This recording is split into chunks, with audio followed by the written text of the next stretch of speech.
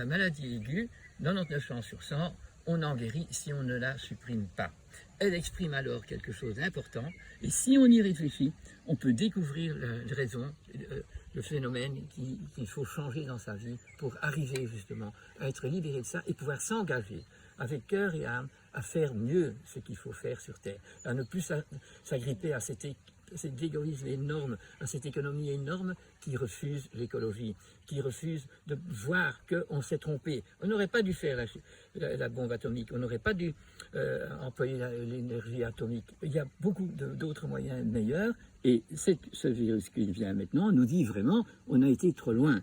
Mais il faudrait que la population, dans sa plus grande nombre, soit d'accord avec ça, pour ne pas vivre que pour avoir des choses faciles et des choses toxiques et du plastique, mais qu'on ait compris que nous devons nous associer à la loi naturelle. Nous devons savoir que l'énergie verte qu'on nous propose maintenant, elle est vraiment encore plus crapuleuse que les problèmes atomiques.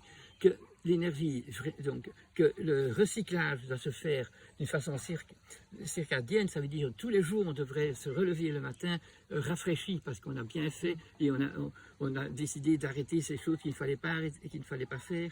Et donc si on n'a pas réussi d'une façon circadienne, donc journalière, de se guérir, alors peut-être qu'hebdomadairement on le fera. Et si ça ne marche pas tous les mois, ou si ça ne marche pas tous les trimestres, si ça ne marche pas à l'année, mais plus souvent, plus on accumule, moins facile sera la remise en ordre.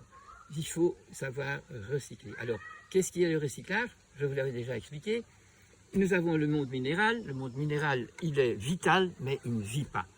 Le monde des plantes et des bactéries et le monde des champignons, il réussit à prendre des éléments du monde minéral, que ce soit dans l'air, que ce soit dans la terre, que ce soit dans l'eau, pour le mettre dans un code génétique. Ça veut dire qu'il y a une membrane qui retient toutes les données qui sont données par le noyau de la cellule ou par la fabrication d'une membrane qui est perméable que pour les éléments qui peuvent rentrer et qui sont nécessaires pour faire le métabolisme qui est nécessaire selon la génétique créée et qui remet à l'extérieur, ou quand c'est dans un organe d'une cellule, d'un organe à un autre organe, une mission, un métabolite qui est nécessaire pour l'épanouissement de l'individu.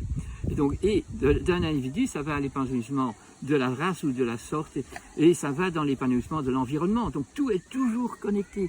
Alors, la plante, une fois qu'elle est venue, elle aussi, elle va faire, quand il y a de la lumière, du CO2, elle va le transformer par le chlorophylle en oxygène et en carbone, ce qui peut redonner des vies partout, et que tous les animaux qui ont besoin d'oxygène puissent le faire, puissent se sentir en bonne santé.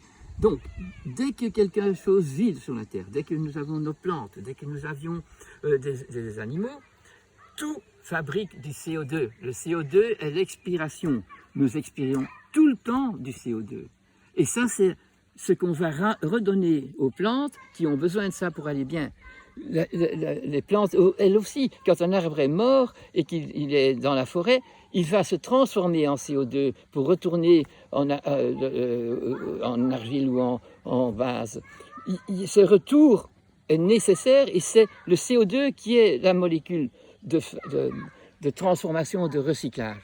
Donc on a besoin du CO2. Mais pour avoir un CO2 qui se transforme en oxygène et en carbone, il faut des arbres et beaucoup de verdure. Mais quand on n'a plus d'arbres, on les enlève partout. Comme on fait une agriculture néfaste où il y a des pesticides partout, tous ces chlorophylles marchent mal. Et alors les arbres qui survivent et qui essayent de bien faire, eh bien ils sont sous l'effet de la toxicité, de